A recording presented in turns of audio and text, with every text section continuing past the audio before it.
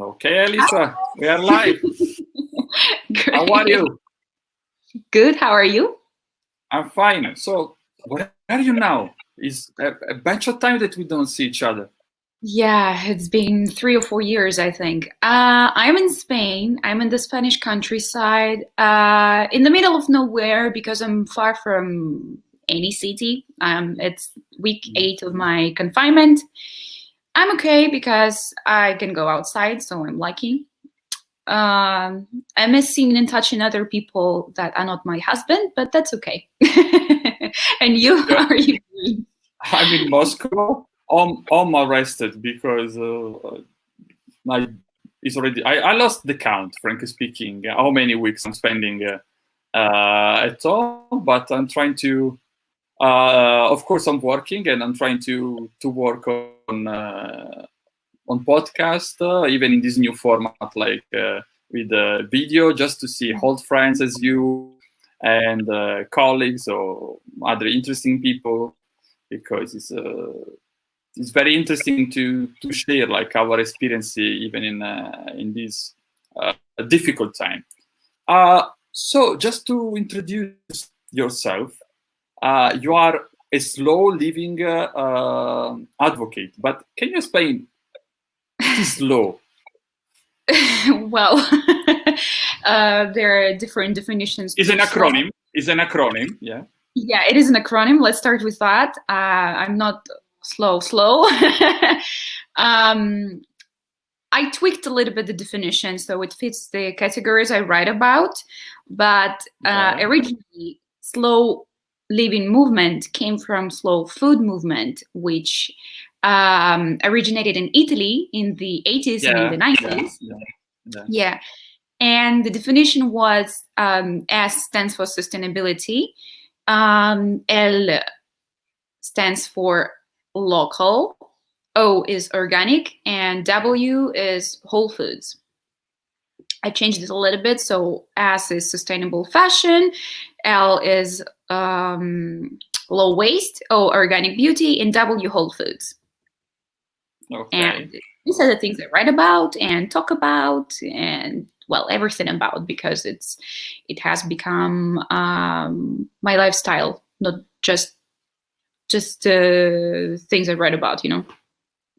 Okay, but can you tell us how came I met you in Moscow a bunch of time ago? I mean, several years ago, and you were in the aviation sector, doing quite well, quite good. You were a successful woman, but how come to move from the aviation sector to this new, let me say, field? Yeah. Well, when I lived in Moscow, I worked as a corporate flight attendant, and it was fun, but it was super stressful.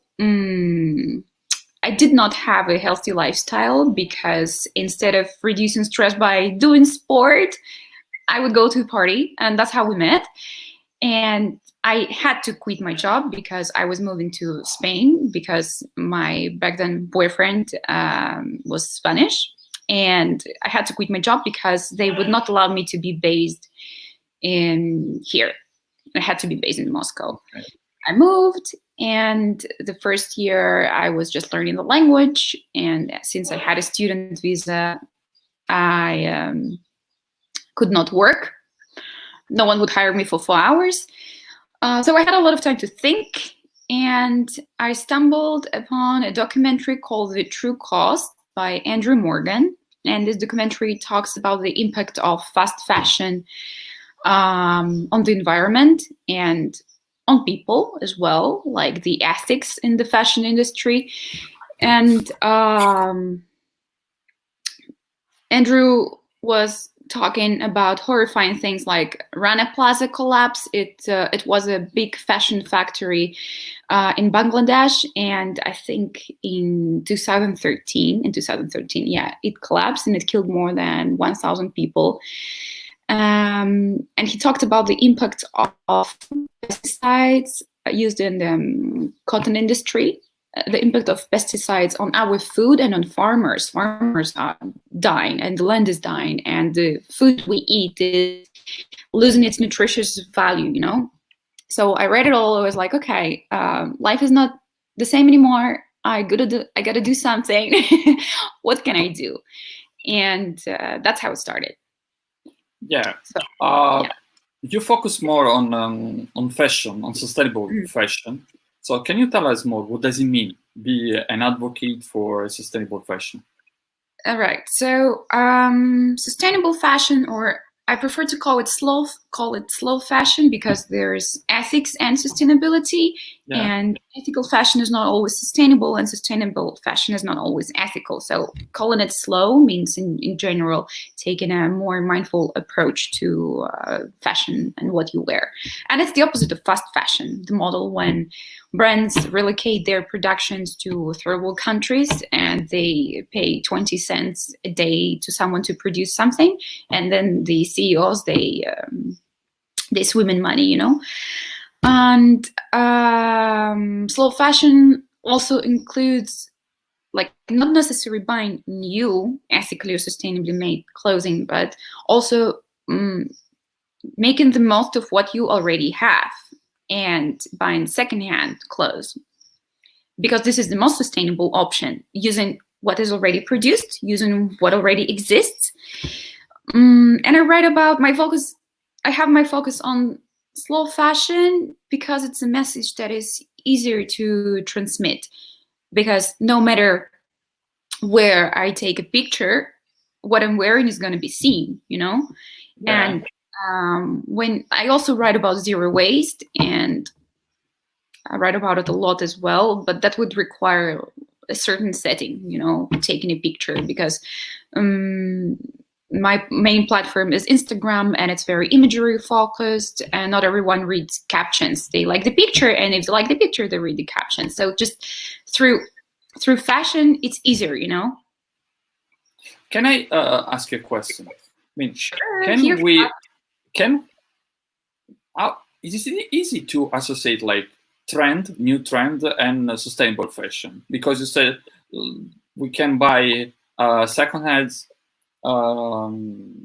goods, no? I mean, in terms of clothes, shoes, and so on, and be trendy. Because I mean, nowadays we are living in the era of image. I mean, how we are like, we have to be.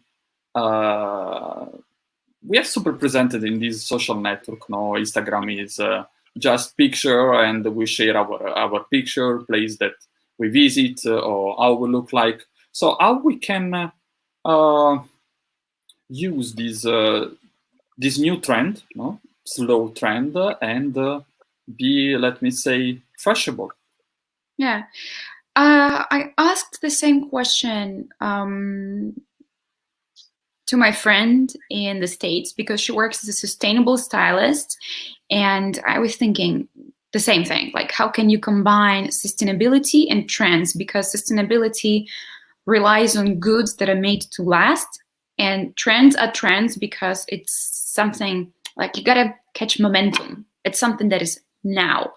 But I think that's what we have to, like, go a little bit further from trends, because right now, for example, Zara has around 50 collections a year.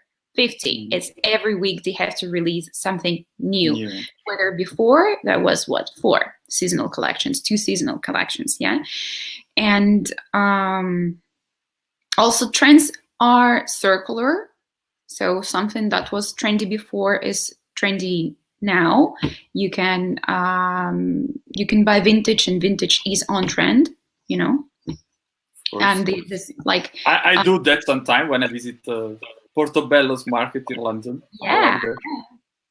For example, high-rise jeans. It's very 90s, and everyone is wearing it now. And Zara makes it, and H&M make it. So, and some basic pieces that will never go out of style, like white T-shirt is always trendy because it's a classic, you know. Denim jacket, leather jacket, a coat. And if you want to, well, sustainable brands, they also release some trendy items sometimes. Like right now, the bell sleeves are very trendy, like sweaters with back sleeves, and they're cropped. Yeah. And sustainable brands make it too. And brands that produce yarns for knitters, they release new patterns, so you can make your own sweater. It's not difficult to be trendy and sustainable. Not as difficult as it seems. Of course, it depends on the region where you live, because, for example, in Asia, in Asian countries, they don't have as many thrift stores and vintage stores as they have in Europe, for example. Yeah, and I understand that sustainable fashion, when it's new, the price is higher. Yeah. But people forget that you can buy something that already exists. Like 80% of my wardrobe is like made of pre-loved clothing, and I don't look like a hobo, right? No, of course, you look trendy. I have a question. How you can associate sustainable to profitable? I mean, you have to survive. You have to still to buy food, even if we use the Italian message, the slow food movement that you mentioned. You mean for brand or for consumer? For brand. I mean, you are also part of the system, I think. Yeah. Well, for a brand, how to have profit and switch to sustainable practices. If I were a clothing brand, it would be easier for me to answer. But many brands that do not use sustainable fabrics now try to include it in their supply chain. And for example, they start with the collection. They release a sustainable collection. They see which response it gets from their customers, from their audience, and they build little by little on it. And you have to communicate. The big part of it is communicating why you do it and telling the story behind it, not just sharing numbers, but of course, it's gonna make you think. Yeah, you buy a pair of jeans, and to make this pair of jeans, we need to use, I don't know, that much water. And for the sustainable jeans, we use less water because it was a loop cycle. Yeah. But it costs more. But it costs more because you need new machinery, you need new technology, you need new knowledge and skills. If you tell, if you share not just numbers but stories, for example, that by producing this item in a new way or remaking our package or whatever, we saved, I don't know, 20,000 trees there, or we plant trees there, or we feed that many people. You have to give not just drawing numbers, but attach them to people, to stories, because that's how we relate to each other. So that would be the biggest part that is going to make your customers buy your new sustainable products, is communicating and explaining why it is better for the planet, why it is better for the community, and why it is better for them, because we're all part of the community. Oh, you disappeared for a second. I don't know if you can hear me. Yeah, I'm back. I'm back. As I say, I'm in the middle of nowhere, and the internet is tricky here. So I'm if I'm a mother and I have children, I want to ensure that their future is good and they're going to have clean water and healthy food and clean air to breathe. And I will make, when I buy something, I will want to make my choice more sustainable, because I want them to live in the world I'm living in. I don't know if I make sense. Tell me if I'm unsure. Yeah, of course. From a certain point of view, yes. Several years ago, 4 or 5, I was involved because I was studying this movement, the movement of circular economy. Produce, waste, reuse. So a closed cycle in terms of production, in terms of industry, and so on. And when I was presenting the project with my team, every time we got a standing ovation, claps, and so on. But then after we, off the records, we got some question, and the main question was, okay, who will finance it? Because it's easy to finance, let me say, an open waste circle than a closed waste circle. I think this is one of the most important question, because even when I like to eat biological things, no, because I'm very careful, I try to avoid to eat not modified, genetically modified goods and so on. And every time I see that the price is 3 times more, 4 times more, so you have to also to think about your budget.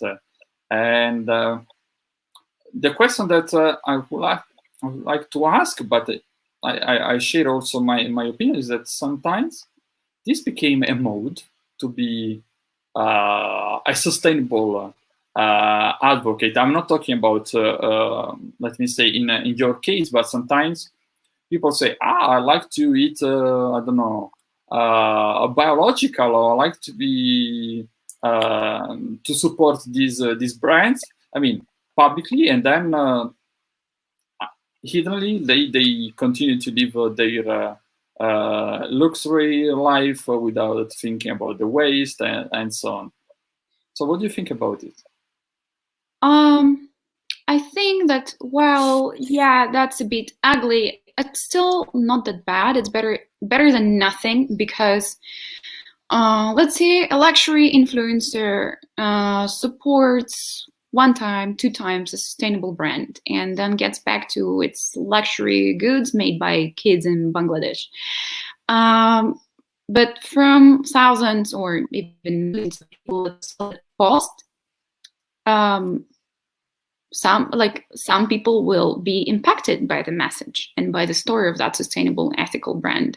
So even if like 1 person gets back to not ethical, not sustainable living, there will be some people that will start thinking about sustainability. So it's better, and the world needs everyone to be imperfectly or whatever, you understand what I mean? Yeah, of course. Sustainable than 1 perfectly sustainable person, and it's just impossible. Like this absolute, it's impossible. Living is unsustainable. We produce waste, humans. So like, don't you think that also is a cultural issue? So bringing the example of your country, the country where I'm living, no, is Russia. Often where I was presenting some of these projects in to companies and so on, they say, we don't care about the waste because our country is the biggest one, so we will allocate somewhere and we will forget about it. So do you think that also is a cultural issue? So it depends. For example, Spain, Italy, or the Great Britain is very open to this new trend, because I was spending last summer in the UK, and in city as Brighton, that is one of the most cultural open European city. But even in London, they are even big brands, they are concerned about sustainability, environment, and even social sustainability.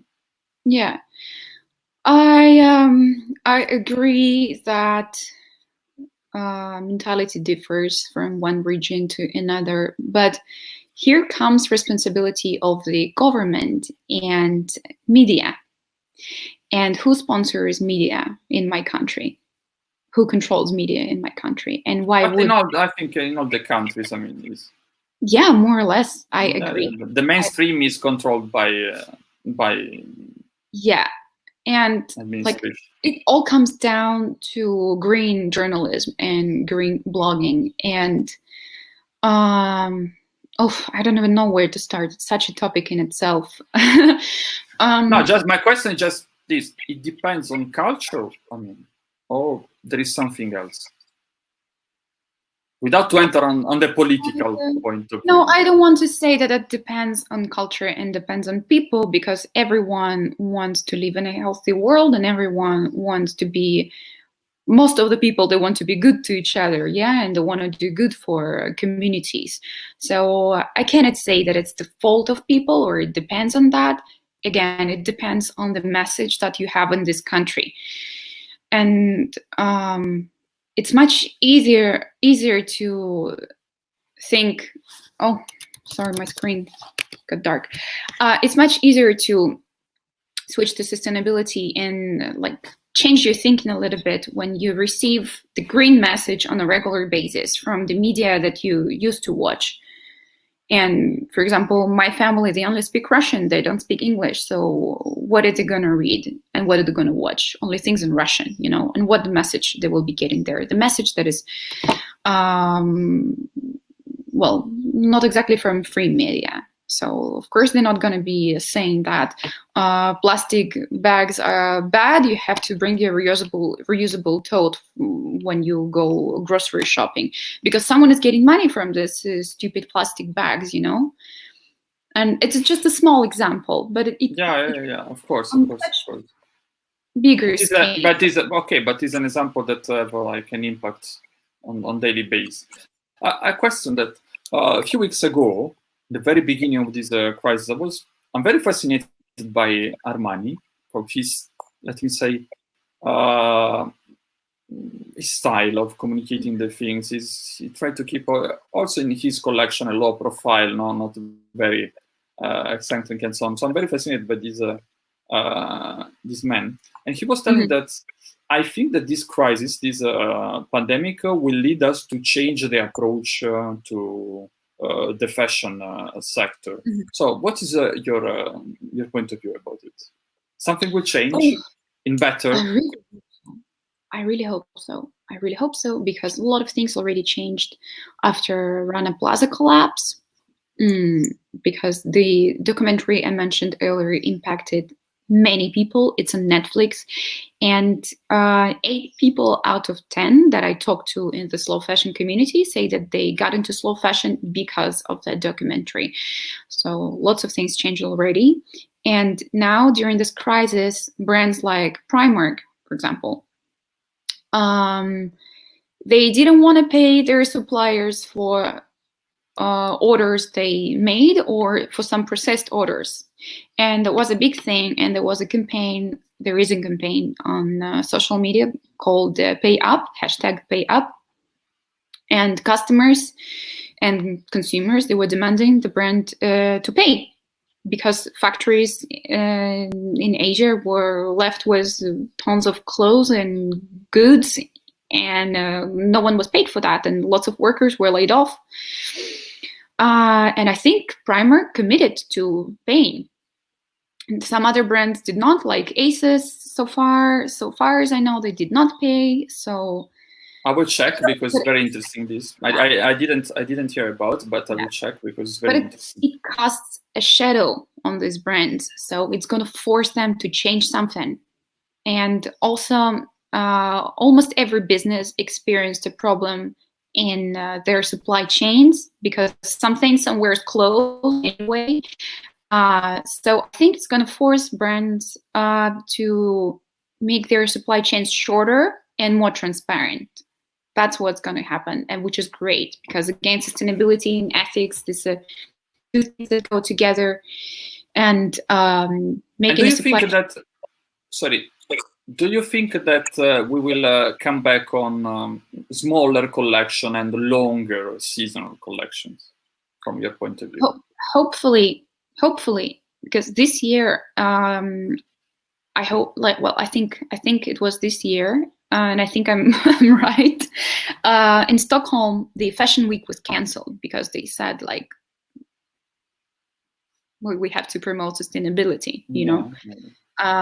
It's also a big change, because maybe next year Paris will follow. Well, maybe not next year, maybe in 5 years, but that's going to be changing too. And all the trends, they come from these fashion weeks. So even like the source of trends and our consumption habits is changing. So of course it's going to change. Yeah. It might get worse before it gets better, because again, most of the sustainable brands, they are small, because you cannot be as big as Zara and be sustainable. You just cannot.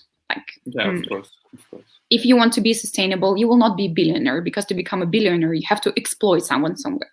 And exploitation cannot be part of sustainable fashion. Yes. Yeah. So is gonna. Sorry. Yeah, sorry. I'm just gonna finish it quickly. I know I'm mumbling.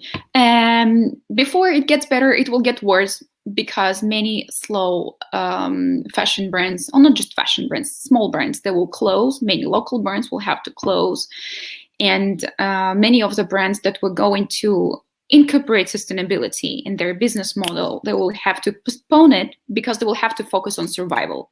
But on a long run, it's gonna get better, I'm sure. Yeah, I think yes, but I think that another issue will be the again sustainability in term of profit, because if you slow down, of course you will reduce your profit, and of course somebody will pay the side effect of it. So I think timing will show us what is going on. Another thing that I was thinking in these days while we were let me say thinking about this podcast, that another letter maybe should be added to slow about sustainable vacation, because I think that also this is an issue in this time. So what do you think about it?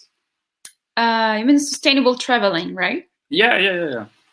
Yeah. There are many sustainable travel bloggers, and I think it's such a controversial topic because the world is bigger than ever, and you can get from point A to point B within 24 hours, even shorter, even faster. And traveling is never, if you don't walk by feet, it's never sustainable. Yeah. So it's a difficult topic. I do not write about sustainable traveling because I haven't been traveling as much as before. Maybe in Spain, within Spain, and I live in a region not very well communicated with the rest of Spain. So we often travel by car. I'm open about it. I don't try to hide it, and I explain why we choose to travel by car and not by train. So I don't write about it, but there are many other bloggers that write about sustainable traveling, and it's great. And they calculate their carbon footprint, and they compare it to, like, okay, if I travel by plane, my emissions would be this, but we travel by train and my emissions is this. Also, there are brands that, for example, Organic Basics, on their website, you can offset your carbon emissions. So because they partner with some other brand that does it for you. For example, you flew from Madrid to Moscow, and they calculate, and you pay, I don't know, like €3. It's usually not that much. And they use this money to support bees, for example, or to plant trees. Do you think? Do you think also in some cashback form? So I mean that if you save up in terms of CO2, you will receive some, I don't know, cashback bonus or something like this. There is any company that is working on this model, because sometimes money or discount or something like this is an additional motivation. No? Yes, of course, we should think about sustainability. I mean, maybe don't use car, but if you want to reach, I don't know, the other side of the world, of course you have to use to plan a flight. And I mean, but maybe we can be a sustainable tourist, thinking about, I don't know, let me say, not join a big chain, but join locals. I don't know, let me say hotel or something like this. It can be even this is a form of sustainability. What do you think?